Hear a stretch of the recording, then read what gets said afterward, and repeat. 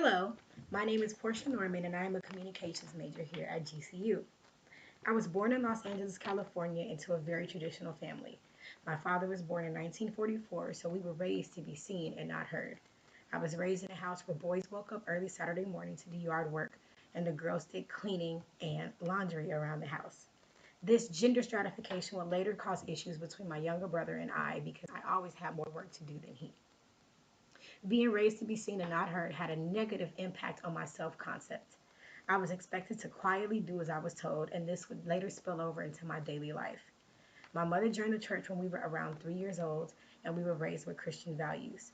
We learned the Ten Commandments, the Lord's Prayer, the 23rd Psalms, and the Beatitudes, and we were taught to follow the Golden Rule. However, this worldview did not live up to my reality. I started dancing around the age of 3, and some of the people that I encountered at the dance studio would damage my self esteem so much that I would still deal with some of these issues today. The textbook says that an individual's sense of self comes from his or her interactions with others.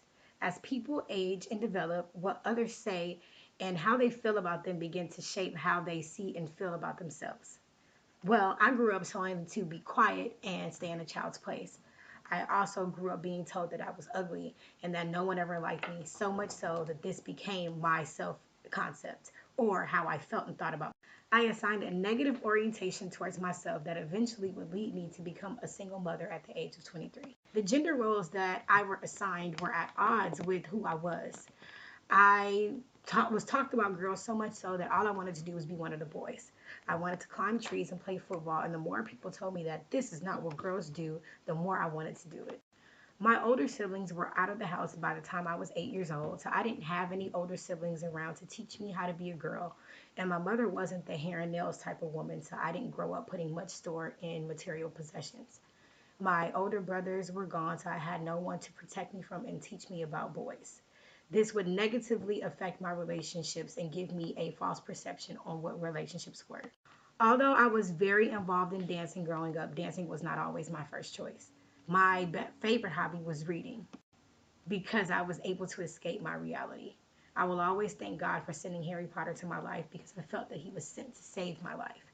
I was in the eighth grade at a new school and I was emotionally, mentally, and sometimes physically tormented to the point where I attempted to commit suicide. It was the introduction of Harry Potter in my English class that gave me a place to hide from the disaster that was my life. Now at 30, I have found my peace doing the one thing that I never wanted to do, which was teach.